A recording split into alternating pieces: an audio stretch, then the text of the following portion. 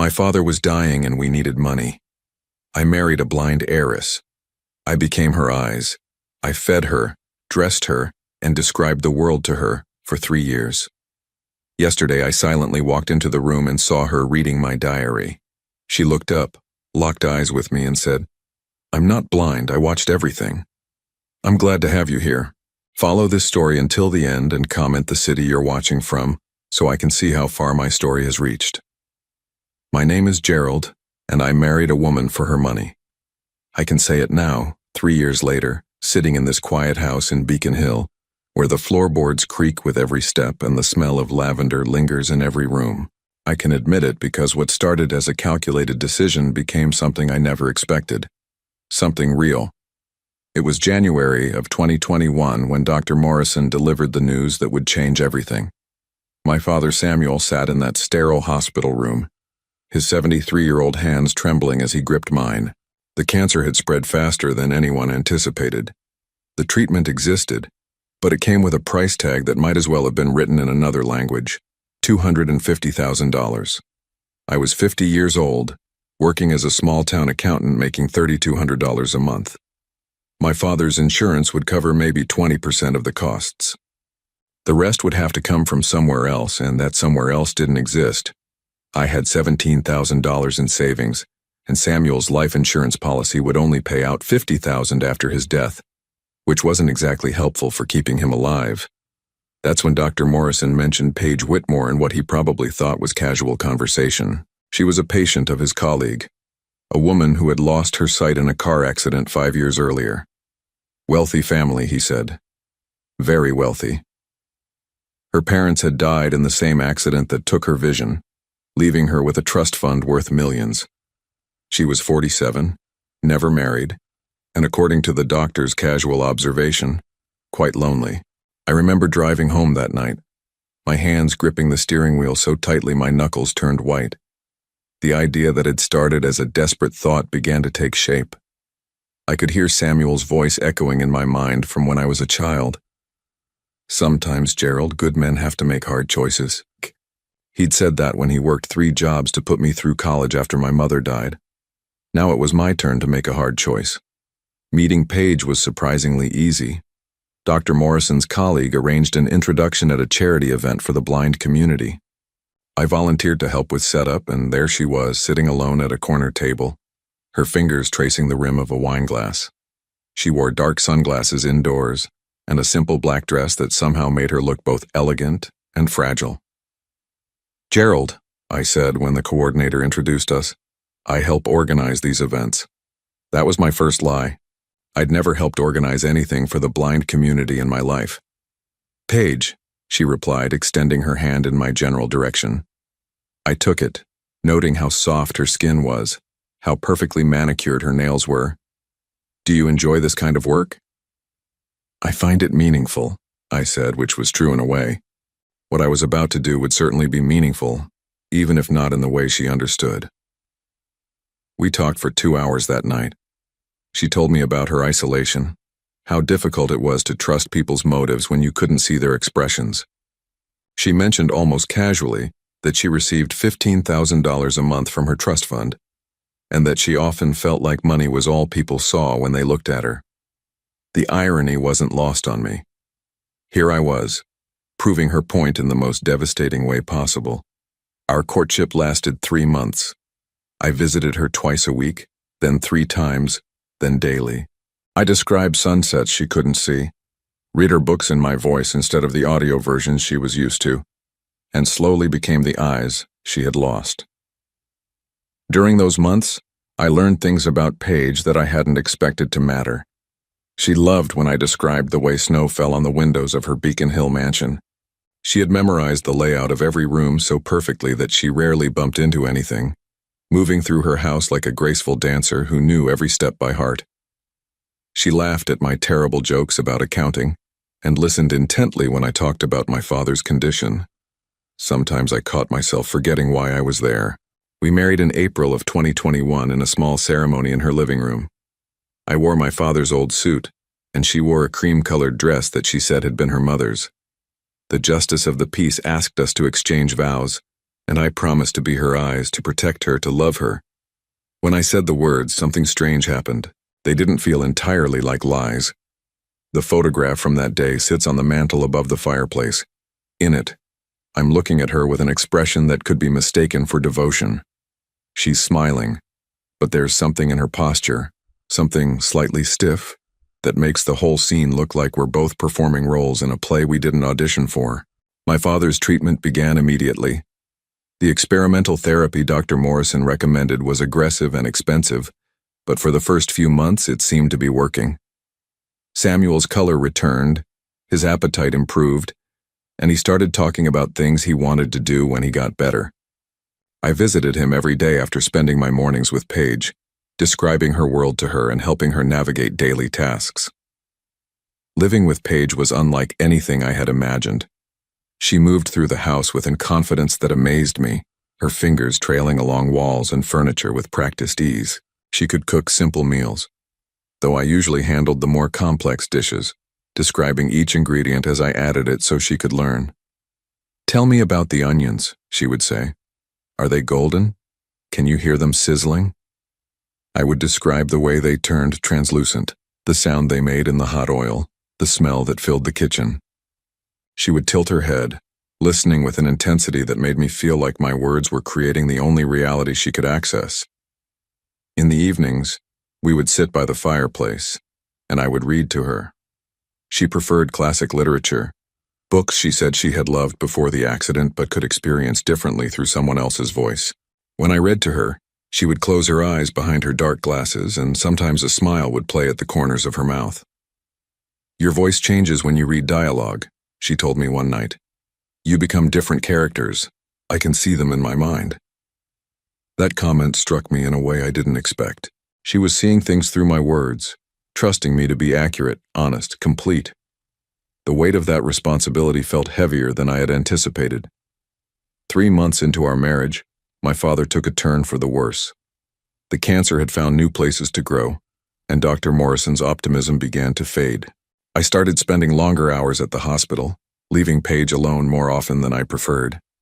She never complained, never made me feel guilty for the time I spent away, but I could sense her loneliness growing. One evening, I came home to find her standing by the window in the living room, her hand pressed against the glass. She couldn't see the street outside, couldn't watch the people walking by or the cars passing, but she stood there anyway.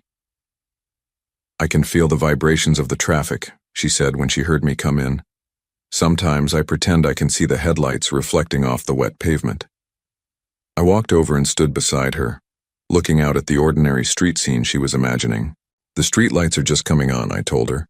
"There's a couple walking by with an umbrella sharing it even though the rain stopped an hour ago. They're laughing about something."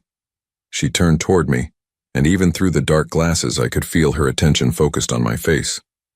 "Do you think they're happy?" "Yes," I said. "They look happy." "Good," she whispered. "I like to think there are happy people in the world I can't see." That night I lay awake listening to her breathing beside me, wondering when exactly I had stopped thinking about her money and started thinking about her happiness. The transition had been so gradual that I couldn't pinpoint the moment when my feelings shifted. Samuel was still dying, I still needed the financial security she provided, but something else had grown alongside those practical concerns. I started keeping a journal around this time, writing down my thoughts and observations in a leather notebook I kept in the drawer of my nightstand. I told myself it was to process the complexity of my situation, but really, I think I needed somewhere to be honest about what was happening to me. My father died in March of 2023, almost exactly 2 years after his diagnosis. I was holding his hand when he passed, and the last thing he said to me was, "You did good, son. You made the right choices." He never knew the whole truth about why I married Paige, but he had met her several times during his treatment, and he genuinely liked her. "She's got a good heart," he told me once, "and she looks at you like you hung the moon, even if she can't see it." After Samuel's funeral, Paige and I fell into a deeper routine. I had inherited his house but sold it, using the $50,000 insurance payout to pay off his remaining medical debts. We were fully committed to our life together now, and I found myself genuinely caring about her well-being in ways that had nothing to do with money. But lately, small things have been bothering me. Paige seems to know when I'm sad before I say anything. She finds objects in rooms I haven't described to her. Yesterday, she handed me my reading glasses before I realized I needed them. Maybe after 3 years of living together, she simply learned to read my moods and movements better than I realized. Or maybe I'm imagining things because guilt makes you paranoid about everything. The first time I noticed something was off, we were in the kitchen making breakfast. I was standing behind Paige, guiding her hands as she scrambled eggs, when she suddenly stepped sideways to avoid the cabinet door I had left open. The problem was I hadn't mentioned the door to her. I hadn't described the kitchen layout that morning at all. "Careful," I said after she had already moved. "There's a cabinet door open." She paused, her hand still holding the spatula. "Oh, thank you." I told myself she must have heard the slight creak of the hinges, or felt the air movement differently with the door open. After 3 years of living without sight, her other senses had probably become incredibly acute. That had to be it. But it planted a seed of doubt that I couldn't quite shake. A week later, we were sitting in the living room when I dropped my father's old pocket watch. It fell silently onto the thick carpet beside my chair, and before I could even begin to look for it, Paige said, "It's by your left foot." I froze. The watch had made no sound when it fell. The carpet was too thick, and the watch too light. "How did you know?" I asked, trying to keep my voice casual. She tilted her head in that way she did when she was thinking. "I heard it fall. It didn't make any sound." "Everything makes sound, Gerald. You just have to know how to listen." That night I started a new section in my journal. I titled it Observations and began documenting every incident that seemed unusual. I told myself I was being paranoid, that losing a parent makes you question everything, makes you look for patterns that aren't really there. But I kept writing them down anyway. October 15th. Paige knew I was wearing my blue shirt before she touched it or I mentioned the color. When I asked how she knew, she said she could smell the detergent I used for that particular shirt. Possible, but strange. October 20th. She navigated around a chair I had moved in the living room, even though I hadn't told her I'd moved it. She claimed she could tell from the way the air circulation felt different in the room. Again, possible. October 22nd. During a thunderstorm, she commented on the lightning before the thunder came. Said she could feel the electrical change in the air. I researched this later and found that some people can indeed sense electrical changes, but it felt wrong somehow. The incidents were small, individually explainable, but they were adding up. I found myself watching her more carefully, studying the way she moved, the way she responded to things. Sometimes I caught her face turned toward me in a way that felt too direct, too focused, as if she were looking at me rather than listening to me. One evening in late October, I decided to test my suspicions. It felt awful even thinking about it, like I was betraying the trust we had built, but I needed to know. We were in the bedroom getting ready for sleep. Paige was sitting at her vanity, running her fingers through her hair. Behind her, reflected in the mirror she couldn't see, I held up 3 fingers. "How many fingers am I holding up?" I asked, trying to make it sound like a joke. She turned toward me, her face blank. "That's not funny, Gerald. I'm sorry, I didn't know how to finish that sentence." She stood up and walked over to me, her hands finding my face with practiced ease. "Are you having doubts about us?" The question hit me like a physical blow. Here I was, questioning her disability while she was worried about my commitment to our marriage. The guilt was overwhelming. "No," I said quickly.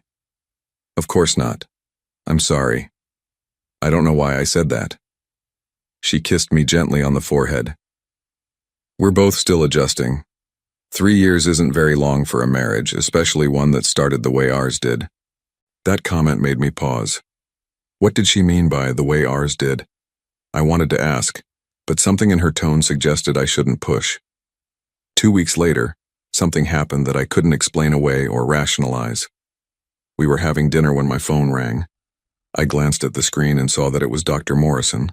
I hadn't spoken to him since my father's funeral, and seeing his name made my chest tighten with old grief.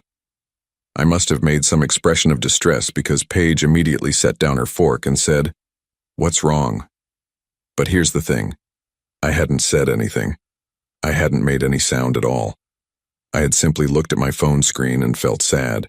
"Nothing," I said, declining the call. "Just a spam caller." She nodded and went back to eating, but something had shifted. I excused myself and went to the bathroom, where I splashed cold water on my face and stared at myself in the mirror. How could she have known I was upset if she couldn't see my expression? That night I wrote in my journal, "She saw me react to the phone, I'm almost certain, but how is that possible?" The next morning I woke up to find Paige already dressed and sitting by the bedroom window. She was facing outside toward the street, in a way that looked for all the world like she was watching something. "What are you doing?" I asked. "Listening to the morning," she said. "The birds are different today, I think it's going to rain." I looked outside. The sky was gray, and she was right about the rain. But she was sitting in a position that would have been perfect for watching the street if she could see it. I started paying closer attention to her daily routines. When she cooked, she moved around the kitchen with a confidence that went beyond memorization. When we walked through the house, she avoided obstacles with a precision that seemed impossible for someone relying only on spatial memory and sound. When we sat together in the evening, she would turn toward me at moments when I hadn't spoken, as if responding to visual cues. One afternoon I was reading in the living room when she came in and sat across from me. I was absorbed in my book and didn't acknowledge her immediately. After a few minutes she said, "That must be a good book. You've been frowning at it for the past 10 minutes. My blood went cold. I had been frowning, frustrated by a particularly dense passage about tax law, but I was reading silently, and I hadn't moved or made any sound that would indicate my emotional state. "How did you know I was frowning?" She seemed to consider her answer carefully. "Your breathing changes when you're concentrating hard, and you make these little huffing sounds when you're annoyed." I thought about this explanation. It was possible, I supposed, but it felt like she was working too hard to justify her knowledge. That evening, I tried another test. I positioned myself behind her while she was washing dishes and held up different numbers of fingers. Of course, she couldn't respond, because she wasn't facing me and I wasn't asking her to guess. But I wanted to see if she would react in any unconscious way. She didn't. She continued washing dishes normally, humming softly to herself. But then something strange happened. After she finished and turned around, she said, "You've been standing there for a while. Is everything okay?" She was right. I had been standing there watching her for about 5 minutes, but I had been standing perfectly still, not making any noise. How could she have known?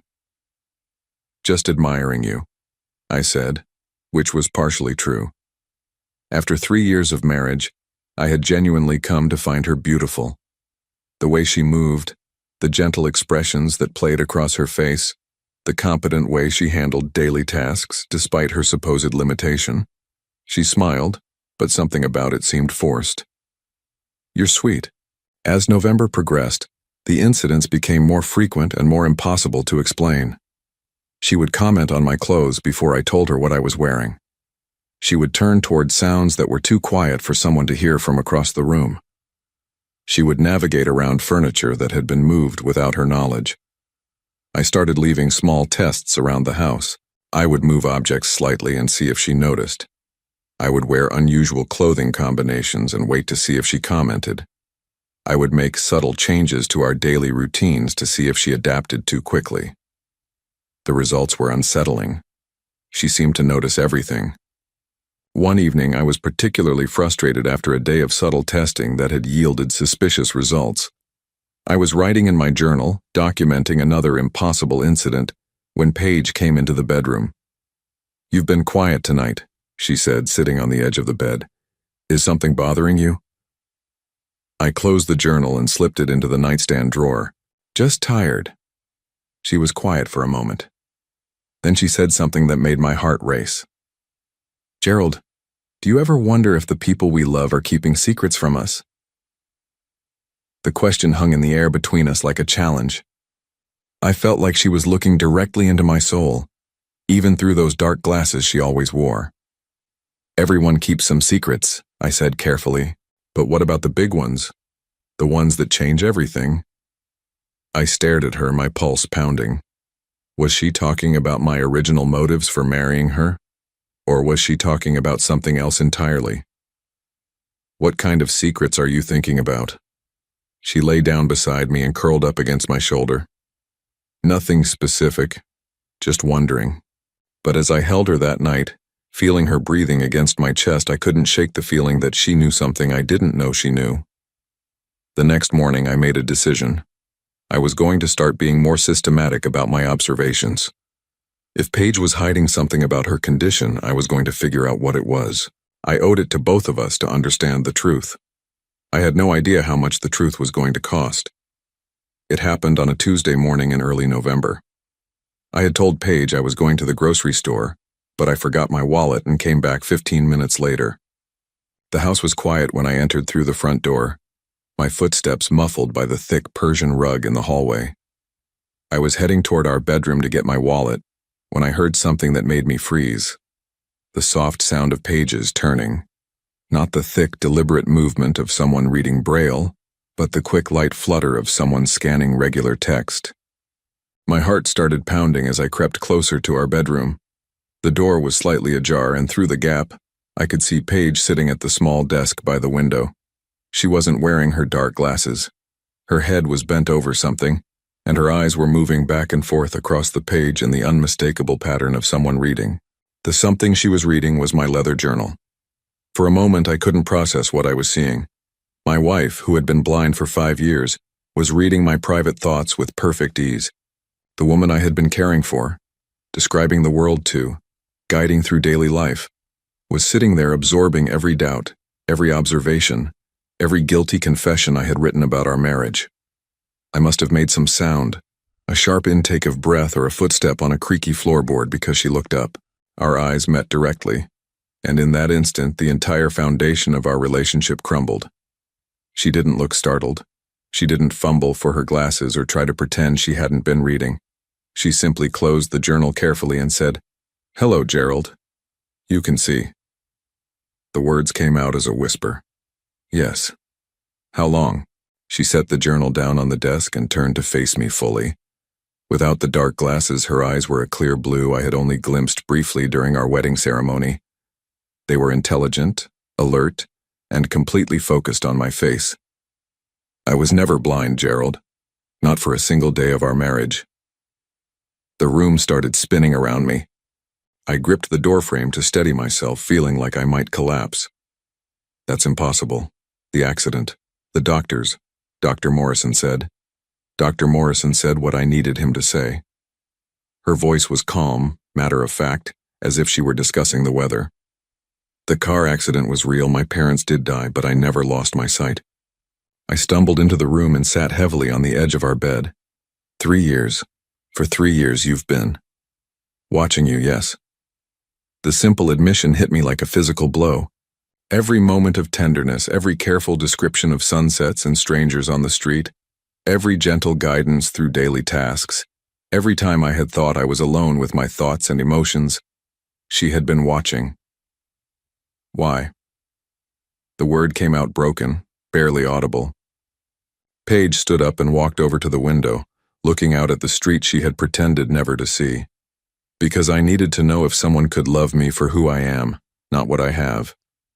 Because I've spent my entire adult life wondering if people care about me or my trust fund. So you lied to everyone." "Yes, just like you did." The accusation stung because it was true. I had lied about my reasons for marrying her, just as she had lied about her condition. But somehow her deception felt bigger, more elaborate, more cruel. "I read your journal, Gerald. All of it. I know you married me because your father was dying and you needed money for his treatment." She turned back to me, her expression unreadable. "But I also know what else you wrote." My stomach dropped. I knew exactly what else I had written. Entries about how I had grown to care for her, how her laugh made me smile, how I looked forward to our evening reading sessions, how holding her at night had become the best part of my day. I had documented my transformation from a desperate man using a woman to someone who genuinely loved his wife. You wrote about watching me sleep, she continued, her voice softer now. About how peaceful I looked. About how you worried when I had nightmares. About the night you cried because you thought I was getting sick, and you couldn't bear the thought of losing me. I remembered that night.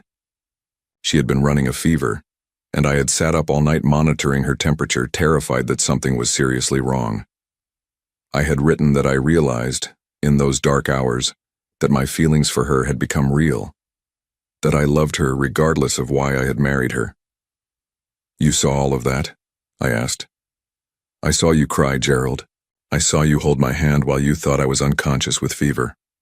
I saw you pace the room, worried sick about a woman you supposedly married for money. The betrayal was overwhelming, but there was something else mixed in with it. A strange relief that she knew the truth about my feelings, even if she had learned it in the worst possible way. How? I asked. How did you fool everyone? The doctors, the nurses, Dr. Morrison's colleague. Dr. Peterson isn't Dr. Morrison's colleague. He's my cousin. He's been helping me maintain this fiction for 5 years. She sat down in the chair across from me, finally removing the facade of careful movement I'd grown so accustomed to. The charity events, the support groups for the blind, the whole community I was supposedly part of.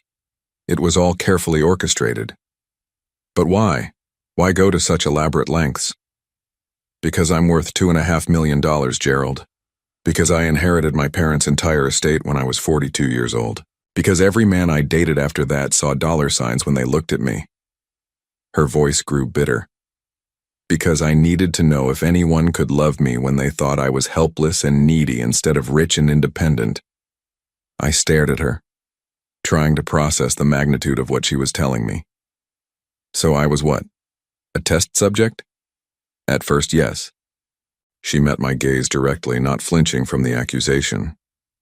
Dr. Peterson told me about your father's condition, about your financial situation. I thought you would be perfect for my experiment. A man desperate enough to marry a disabled woman for money, but decent enough to actually take care of her. An experiment. The words tasted bitter in my mouth. But you became more than that. She leaned forward, her voice taking on an urgency I had never heard before. Gerald, I watched you transform. I watched you go from someone who was performing kindness to someone who genuinely felt it. I saw you fall in love with a woman you thought was broken. How could you watch me suffer through my father's death and not say anything? How could you let me believe I was alone in my grief when you were right there seeing everything? Because you weren't alone. You held my hand through every difficult night. You told me about your memories of him. You shared your pain with me, even when you thought I couldn't fully understand it because I couldn't see your expressions. She paused, but I could see them, Gerald. I saw every tear, every moment of anguish, and I wanted to comfort you, but I couldn't break character. The cruel irony of it hit me like a wave. She had been there for me during the worst period of my life, but she had also been lying to me every single day of it. You read my doubts about you, I said, nodding toward the journal. You knew I was starting to suspect something. I've known since October 15th when you first wrote about my unusual behavior. She almost smiled. You're very observant, Gerald. More observant than I gave you credit for. I had to be increasingly careful after that. The tests I was doing, you knew about those too. Of course. The moved furniture, the unusual clothing, the random questions. I saw all of it.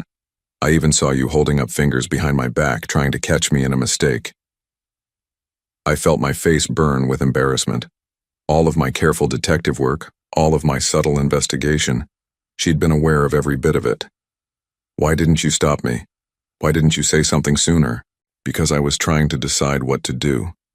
Because reading your journal made me realize that we had both started this marriage as lies, but we had both developed real feelings along the way. She stood up and walked over to the dresser where our wedding photo sat. Because I was terrified that if I told you the truth, I would lose the only genuine love I've ever had. Genuine love? I laughed bitterly. What's genuine about any of this? We're both frauds, Paige. We both entered this marriage under false pretenses.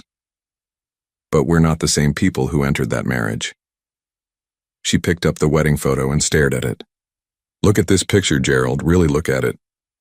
We're both performing, both playing roles we thought we needed to play. But what we built after that day, the life we've shared, the way we've cared for each other, that wasn't performance. That was real. I looked at the photo she was holding. She was right. We both looked stiff, artificial, like actors in a play neither of us wanted to be in. But I remembered the months that followed, the gradual ease that had developed between us, the quiet moments that had felt authentic, despite the lies surrounding them. I fell in love with you, Gerald, she said quietly, not with the man who married me for money, but with the man who read to me every night, who worried about me when I was sick, who held me when I had nightmares about my parents' accident. I fell in love with your kindness, your patience, your genuine concern for my well-being. But you were lying the entire time. So were you. You never told me you married me for the money. You never told me about your guilt. You never told me that you started loving me despite your original motives. She set the photo down. We've both been keeping secrets, Gerald. The only difference is that mine was about what I could see, and yours was about what you felt. The room fell silent except for the sound of our breathing. Outside, I could hear the normal sounds of the neighborhood, people going about their ordinary lives, completely unaware that inside this house, a marriage was either ending or being reborn. What happens now? I asked. I don't know. She walked back over to the window, looking out at the world she had always been able to see. I know you feel betrayed. I know this changes everything. But I also know that what we've built together, the love we've shared, that was real regardless of how it started. I sat there staring at her, this woman I had thought I knew, trying to reconcile the helpless person I had been caring for with the calculating individual who had orchestrated an elaborate deception. But I was also trying to reconcile my own guilt over marrying her for money with the genuine affection I had developed for her. You've been watching me this whole time, I said finally. Every private moment, every vulnerable instant. You've seen things I never gave you permission to see. She turned back to me, and I saw tears in her eyes for the first time since our confrontation began. I know. And I know how that feels because you've been loving me under false pretenses for 3 years.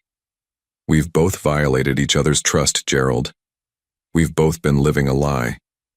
But even as she said it, even as I felt the betrayal burning in my chest, I couldn't deny the truth in her words.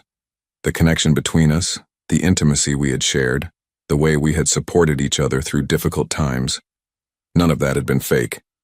It had been built on a foundation of lies, but the structure itself was real. The question was whether that structure could survive the truth. The silence that followed Paige's admission stretched between us like a chasm. I sat on our bed, staring at this woman I thought I knew, while she stood by the window looking out at a world she had always been able to see. The morning light coming through the glass illuminated her face in a way I had never noticed before, perhaps because I had never seen her without the protective barrier of dark glasses. How many others were there? I asked finally. Others? Men. How many other men did you test before me? She turned away from the window, and I saw something flicker across her face. Guilt, perhaps, or shame. 4. The number hit me like a physical blow. 4 other men went through what I went through? Not exactly what you went through. They all failed much earlier in the process. Failed how? She moved to the chair across from me, sitting down carefully. Even now, even after her revelation, some of her blind mannerisms persisted, as if 3 years of performance had become second nature. The first one, Marcus, only lasted 3 weeks. He was interested in my money from the beginning, but he had no patience for actually caring for someone he thought was disabled. He would leave me alone for hours, sometimes entire days. He'd order takeout instead of cooking with me, hire servants to do the things he was supposed to do himself. I thought about all the meals I had prepared with her, all the times I had patiently described ingredients and techniques, the satisfaction I had felt when she smiled at a dish we had made together. The second one, David, made it 2 months. He was kinder than Marcus, but he treated me like a child. He would pat my head when I did something he considered clever for a blind person. He talked to me like I was mentally impaired as well as visually impaired. Her voice grew cold at the memory. The night I ended it with him, he told a friend on the phone that taking care of me was like having a very expensive pet. My stomach churned. And the third? Robert lasted 4 months. He was actually quite devoted, very attentive to my needs. But he fell in love with the idea of being a savior, not with me. He would tell people how noble he was for marrying a disabled woman. He liked the sympathy and admiration he got for his sacrifice. She paused, looking down at her hands. The fourth one, James, almost made it to the altar. We were together for 8 months. He was patient, kind, seemingly genuine in his care for me. But he had a weakness for gambling, and he started using my monthly allowance to cover his debts. When I confronted him about the missing money, still maintaining my blindness, he lied to my face and then convinced me I must have miscounted because blind people can't keep track of money properly. So I was number 5. You were supposed to be number 5, but you became something else entirely. I stood up and began pacing the room, needing movement to process what she was telling me. You tested me. For 3 years you tested me. At first, yes, but Gerald, you have to understand. After the first few months, it stopped being a test. It became real life. Real life? I spun around to face her. What about when I cried at my father's funeral? Was that a test? What about when I held you during thunderstorms because you said they reminded you of the night your parents died? What about when I sat up all night when you had food poisoning, describing every sound and sensation to keep you calm? Those weren't tests. Her voice was barely above a whisper. Those were the moments I realized I was falling in love with you, but you watched me suffer through all of it. You saw my grief, my exhaustion, my worry, and you said nothing. What could I say? That I was sorry for your loss while maintaining that I couldn't see your tears? That I appreciated your care while pretending I didn't notice how exhausted you were? She stood up, her composure finally cracking. Gerald, I was trapped by my own deception. Every day that passed made it harder to tell the truth because every day made the lie bigger. I thought about my own secret, the original reason for our marriage that I had never confessed. Like my lie about why I married you. Exactly like that. We stared at each other across the room, 2 people who had been living parallel deceptions for 3 years. The journal, I said. How long have you been reading it? Since the beginning. You keep it in the nightstand drawer, and you write in it almost every night before bed. I usually read it in the mornings while you were showering. The violation felt immense. Everything I wrote. My doubts about our marriage, my fears about my father, my confusion about my feelings for you. You saw all of it. Yes. And it's how I knew you were a good man, Gerald. It's how I knew your feelings for me were real, even when they started as something else. What about that night I wrote about wanting to leave? When I said I felt trapped and didn't know if I could continue the charade? She flinched. That was the hardest entry to read. It was also when I realized I had to make a choice about whether to tell you the truth. But you didn't tell me. No, because the next night you wrote about how my laughter made you happy, and the night after that, you wrote about how proud you were when I successfully made dinner by myself. You wrote about how our evening reading sessions had become the best part of your day. She paused. You wrote that you thought you might be falling in love with me and you didn't know if that made you a better person or a worse one. I remembered that entry. It had been 6 months into our marriage and I had been struggling with the realization that my feelings for Paige were becoming genuine. I had felt guilty for developing real affection for someone I had married for mercenary reasons. You wrote about the night you realized you loved me. She continued. It was when I had that fever, and you stayed awake all night taking care of me. You wrote that watching me sleep, knowing how vulnerable I was, made you understand that your feelings had become real, that you would protect me regardless of money or obligations. You remember it exactly. I memorized it. Because it was the moment I realized that my test had become real life for both of us. I sat back down on the bed, feeling drained. So what happens now? We both know the truth about each other. We both know our marriage started as a lie. I don't know. She sat down beside me, carefully maintaining some distance. I know you feel betrayed by what I've done. I know watching me without my knowledge feels like a violation. It does. Every private moment, every time I thought I was alone with my thoughts, you were there observing me. But Gerald, you were never alone. Even when you thought I couldn't see you, I was still there with you. When you cried about your father, I cried too, but you couldn't see my tears. When you worried about me during my fever, I wanted to tell you I was okay, but I couldn't break character. You could have told me the truth at any point. So could you. You could have told me you married me for money. You could have explained about your father's medical bills, about your desperation. Instead, you let me believe you chose me for love. The parallel stung because it was accurate. We had both been living lies, both protecting ourselves from vulnerability at the other's expense. The difference is that I developed real feelings for you, I said. So did I. Gerald, I watched you become a different person over these 3 years. I watched you go from someone who was performing kindness to someone who genuinely felt it. I watched you learn to love someone you thought was damaged and helpless. But you're not damaged or helpless. No, I'm not. But you didn't know that when you fell in love with me. You loved someone you thought needed your protection, your guidance, your constant care. You loved me when you thought I couldn't give you anything back except companionship. I thought about this. It was true that I had developed feelings for Paige, believing she was completely dependent on me. I had found satisfaction in being needed, purpose in being essential to her daily life. What about you? I asked. What did you fall in love with? I fell in love with your patience, with the way you never got frustrated when I asked you to describe something for the 3rd time, with how you would spend an hour helping me organize my closet so I could find things independently, with the way you held me when I pretended to have nightmares about my parents. You pretended to have nightmares? Some of them were pretend, but some were real.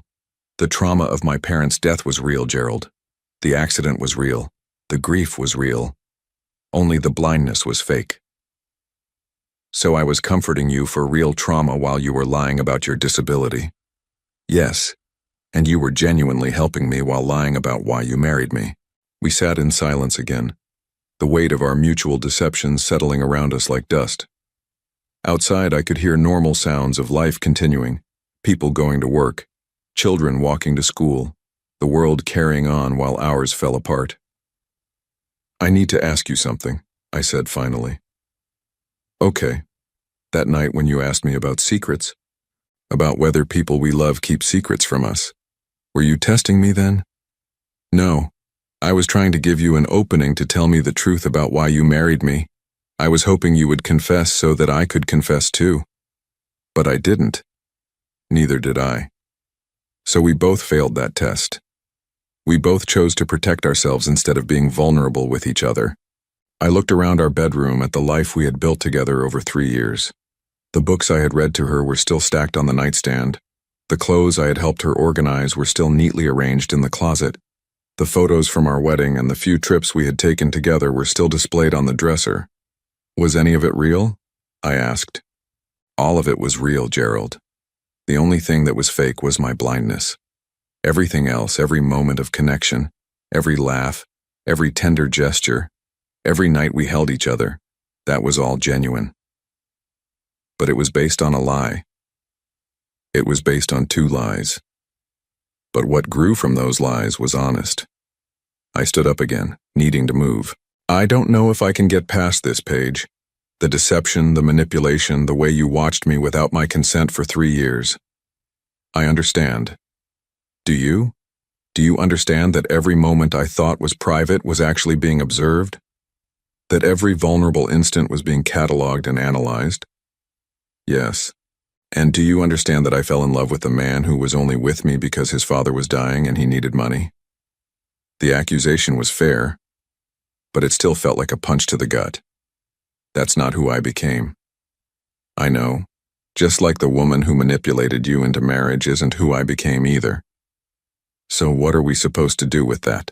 The question hung in the air between us for what felt like hours, but was probably only minutes. What were we supposed to do with the knowledge that our entire marriage had been built on mutual deceptions, but that somewhere in the middle of those lies, we had found something real? I walked to the window where Paige had been standing and looked out at the street. Everything looked the same as it had that morning when I left for the grocery store, but the world felt completely different now. A man was walking his dog. A woman was getting into her car. Children were riding bicycles on the sidewalk. Normal people living normal lives, while inside this house everything I thought I knew about my marriage was crumbling. "Gerald," Paige said softly behind me. "Talk to me." I turned around to face her. She was still sitting on the bed, her hands folded in her lap, looking smaller somehow without her dark glasses and without the careful posture she had maintained for 3 years. "I need to understand something," I said. "When you watched me grieve my father, when you saw me crying and exhausted and falling apart, how could you not say something? How could you let me suffer alone when you could see exactly how much pain I was in? I wasn't letting you suffer alone. I was suffering with you. But I didn't know that. I thought you couldn't see how much I was struggling. I thought I was protecting you from the worst of my grief because you had enough problems of your own. I know. And I wanted to comfort you more than you'll ever understand. There were nights when you would cry yourself to sleep thinking I was already asleep. And I would lie there wanting to hold you, wanting to tell you that everything would be okay. But I couldn't without revealing everything. I thought about those dark months when my father was dying. How I had tried to be strong for Paige during the day, and then would collapse with exhaustion and grief when I thought she couldn't see. Knowing that she had witnessed all of that vulnerability without my consent felt like being stripped naked in public. You saw me at my weakest moments and said nothing.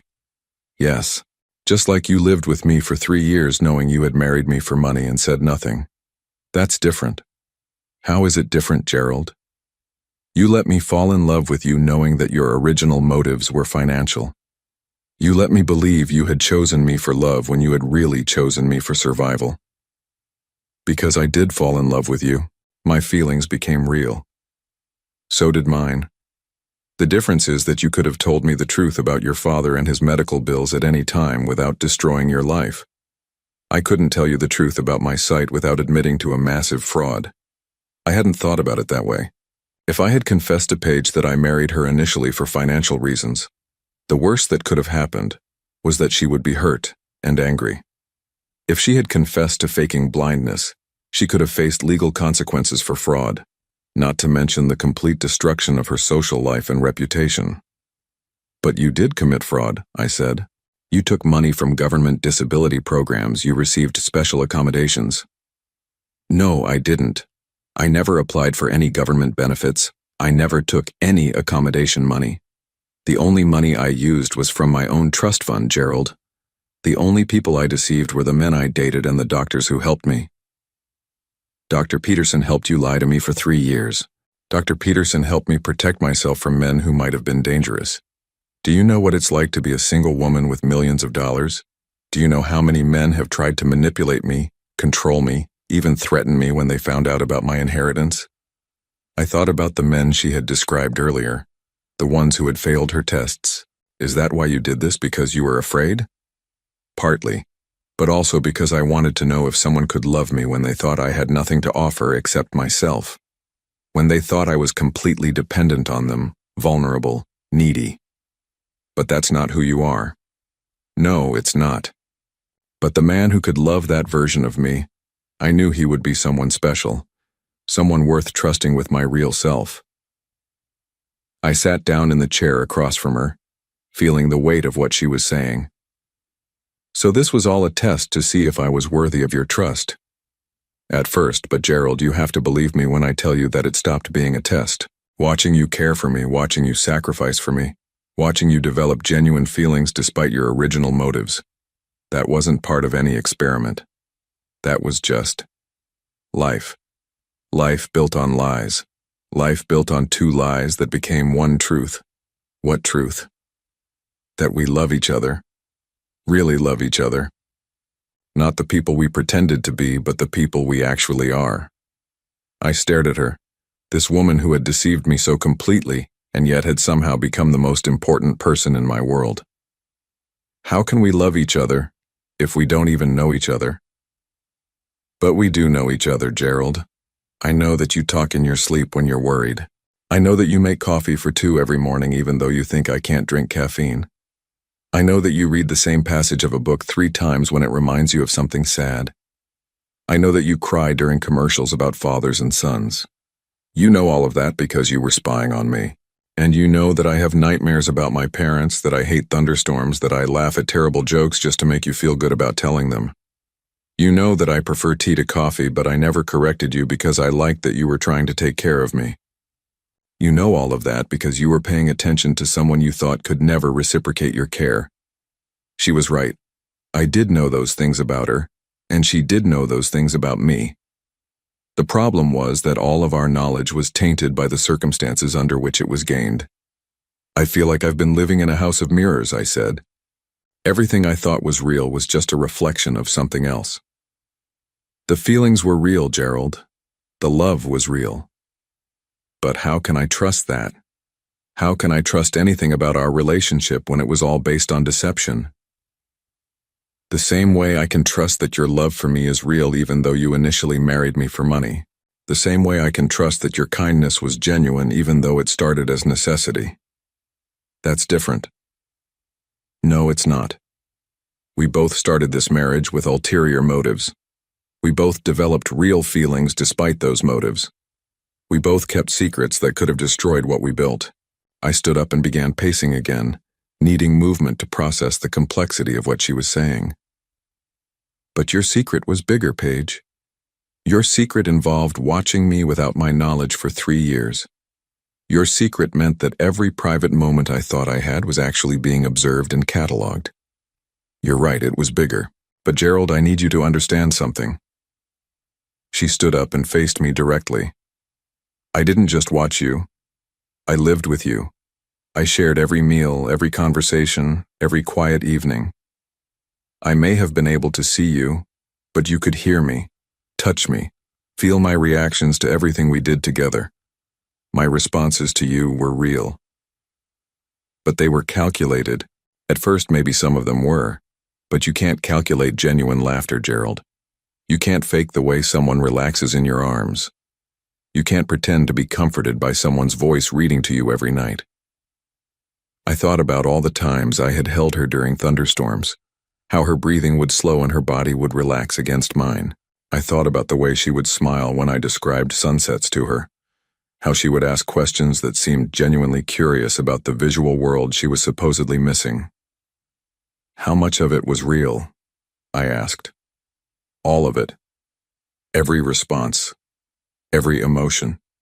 Every moment of connection. The only thing that wasn't real was my blindness. That's a pretty big thing, Paige. I know, but Gerald, think about what you're saying. You're telling me that none of our relationship was real because I could see you. But you're the one who taught me that love isn't about what you can see. You're the one who showed me that intimacy comes from paying attention to someone, from caring about their needs, from being present with them. I taught you that? Yes. When you would describe things to me, you weren't just telling me what you could see. You were telling me what you thought I would want to know, what you thought would make me happy or help me understand. When you helped me cook, you weren't just guiding my hands. You were sharing an experience with me, making sure I felt included and capable.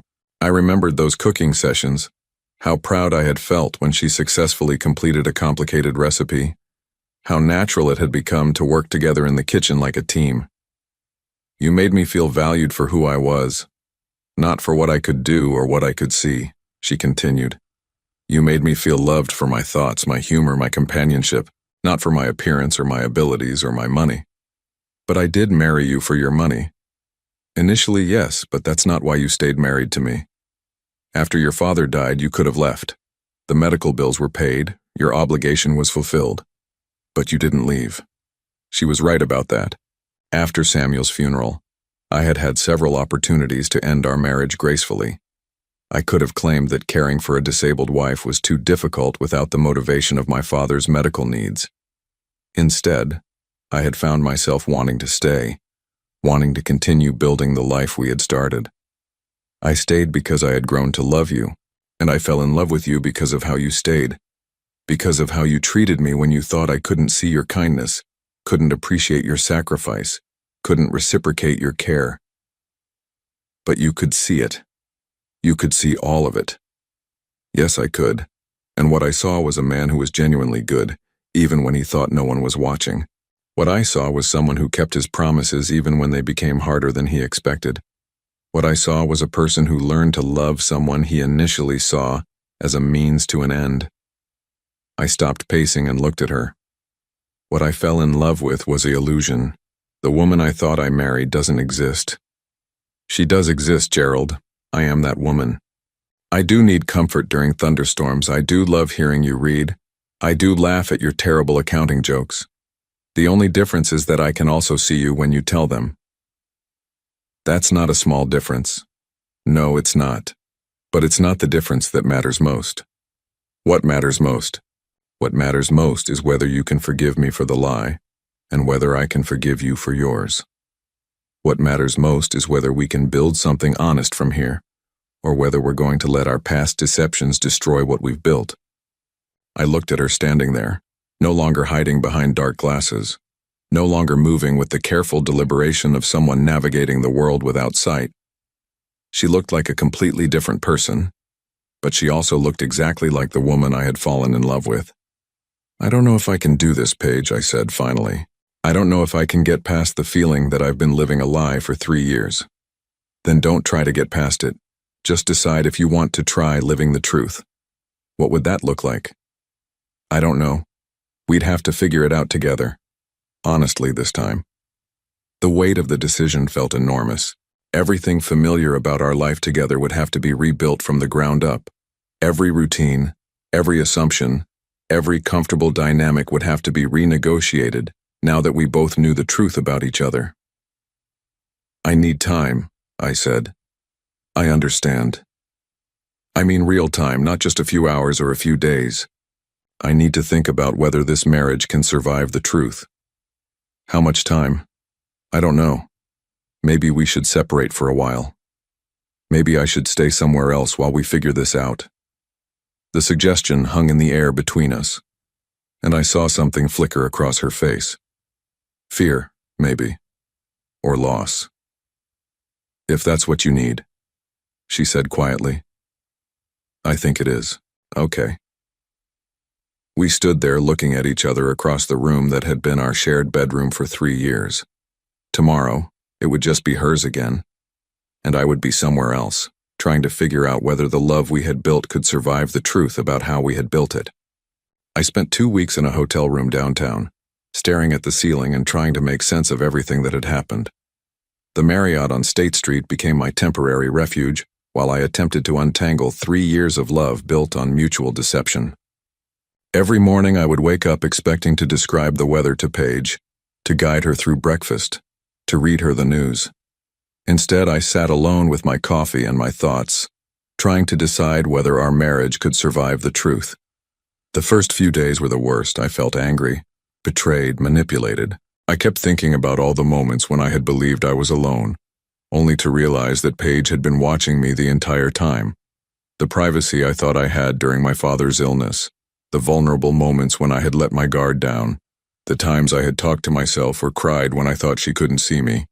All of it had been observed and catalogued, but as the anger began to fade, other feelings took its place. I found myself missing her laugh, missing our evening reading sessions, missing the comfortable routine we had built together.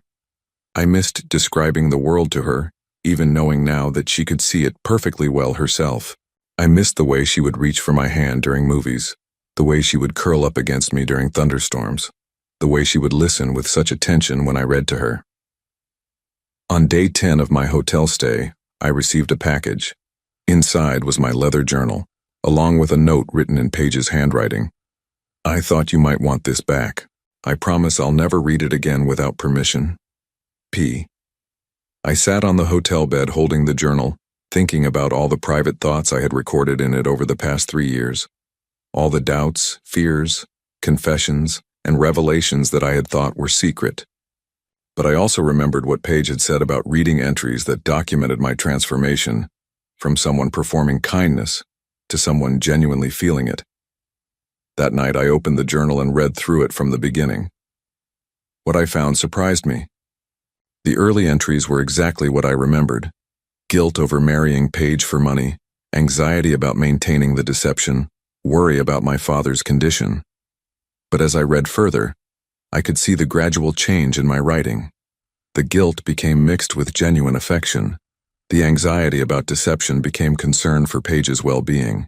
The worry about my father became balanced with appreciation for the woman who was supporting me through the crisis. By the 6-month mark, my entries were full of observations about Paige's humor, intelligence, and grace. I had written about how much I enjoyed our conversations, how comfortable I felt in her presence, how natural our partnership had become. Reading it now, I could see that I had fallen in love with her much earlier than I had admitted to myself. But there was something else in those entries that I hadn't noticed while living through it. Throughout the journal, I had documented moments when Paige seemed to understand me in ways that went beyond what I told her. Times when she comforted me before I expressed sadness, when she knew I was worried without me saying so, when she seemed to see straight into my heart. At the time, I had attributed this to her developing acute sensitivity to my moods and voices. Now I understood that she had literally been seeing into my heart, watching my expressions, reading my body language, observing all the non-verbal cues that I thought she was missing. The revelation should have made me feel more violated, but instead, it made me understand something important. Paige hadn't just been watching me, she had been truly seeing me. She had been paying attention to me in a way that no one ever had before. On day 12, I found myself walking past our house on Beacon Hill.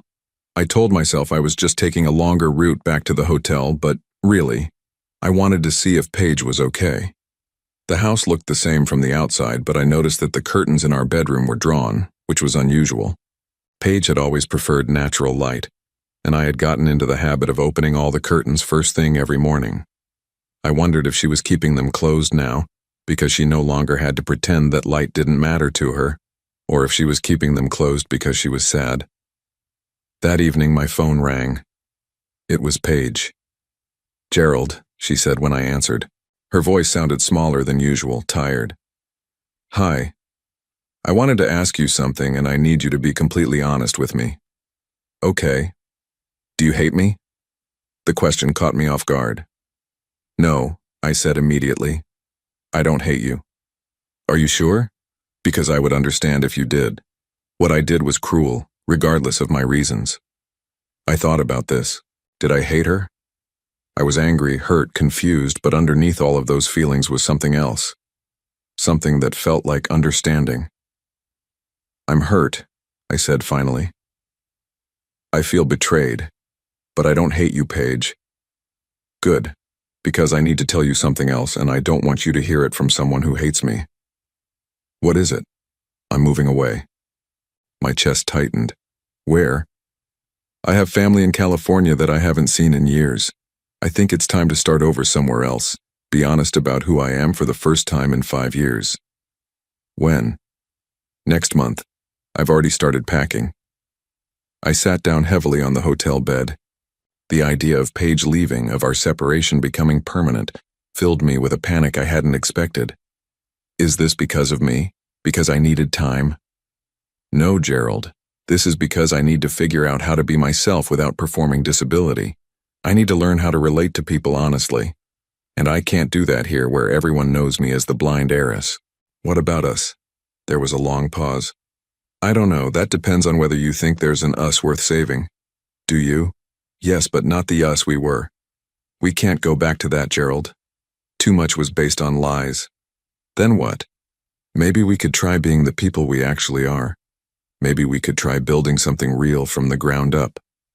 In California? If you wanted to. If you thought it was worth starting over. I looked around the sterile hotel room that had been my home for 2 weeks. Everything about it was temporary, impersonal, designed for people who were just passing through. I thought about the house on Beacon Hill that I had shared with Paige, the life we had built there, the routines and rituals that had become precious to me, even though they were based on deception. "Can I ask you something?" I said. "Anything." "If we started over completely honestly this time, would you want to?" Want to what? Build something real. Try being married to each other for who we actually are instead of who we pretended to be. Gerald, are you asking if I would marry you again? Knowing the truth about both of us? I realized that's exactly what I was asking. Yes. Yes, she said, without hesitation. I would marry you again. I would marry the man who talked to himself while doing dishes because he thought I couldn't hear him. I would marry the man who cried during movies and tried to hide it. I would marry the man who sang off-key in the shower and didn't know I could hear him from the bedroom. I would marry the woman who pretended thunderstorms scared her just so I would hold her closer, I said. I would marry the woman who laughed at my terrible jokes to make me feel good. I would marry the woman who was strong enough to take care of herself, but kind enough to let me take care of her anyway. Those people exist, Gerald. They're who we really are underneath all the lies. I know. So what do we do now? I thought about it. We could try to rebuild our marriage in Boston, but we would always be haunted by the deception that had defined our first 3 years. We could separate permanently and try to find new lives with new people who had never known our lies. Or we could do something that felt impossible and terrifying and necessary. We could start completely over. I think, I said slowly, that I want to meet you for the first time. What do you mean? I mean I want to go to California with you. I want to introduce myself to you honestly, court you honestly, and see if we fall in love with each other honestly. Gerald, we're already married. Then I want to marry you again for the right reasons this time. There was silence on the other end of the line, and for a moment, I thought I had lost her. Then I heard something that made my heart race. She was crying. Are you sure? She asked through her tears. Are you sure you can forgive me for watching you all those years? Are you sure you can forgive me for marrying you for money? Yes. Then yes, I'm sure. It won't be easy, Gerald. We'll have to learn how to be honest with each other. We'll have to rebuild trust from nothing. I know. But Paige, the truth is I fell in love with you even when I thought you couldn't see me. And you fell in love with me even knowing that I had married you for the wrong reasons. If that's not a foundation for something real, I don't know what is. 6 weeks later, I stood in a small courthouse in Santa Barbara, California, holding the hand of a woman I was meeting for the first time. She wasn't wearing dark glasses and I wasn't hiding my reasons for being there. We were both exactly who we were. Two people who had found love in the most unlikely circumstances and were brave enough to try building it honestly. When the justice of the peace asked us to exchange vows, I looked directly into Paige's clear blue eyes and promised to love her for exactly who she was. She looked back at me without any barriers between us and promised to be honest about exactly who she was. The photograph from that day sits on the mantel of our new home in Montecito. In it, we're both smiling, but not the careful, performed smiles from our first wedding. These are the smiles of people who have chosen each other with full knowledge of each other's flaws and capabilities. We still read together in the evenings, but now Paige follows along in her own book. We still cook together, but now she moves around the kitchen with the confidence of someone who can see where she's going. We still hold each other during thunderstorms, but now I know she's not afraid of them. She just likes being close to me. Sometimes we talk about our first 3 years together, about the deceptions and discoveries that brought us to this point. We've agreed that the love was real, even when everything else was fake. We've agreed that we're grateful for the lies that taught us how to love each other honestly. I keep a new journal now and Paige has never asked to read it. But sometimes, when I'm writing in it, she'll sit beside me on the couch and lean against my shoulder while I work. She's not reading what I'm writing, but she's close enough that she could if she wanted to. The difference is that now she has permission. The trust we've built this time is different from what we had before. It's more fragile in some ways, because we both know how easily it can be broken. But it's also stronger, because it's based on choice rather than necessity, on honesty rather than performance, on seeing each other clearly rather than through the filters of our own needs and fears. I married a woman for her money and stayed for her love. She married me to test my character and stayed because I passed the test in ways neither of us expected. We both learned that sometimes the worst reasons for beginning something can lead to the best reasons for continuing it.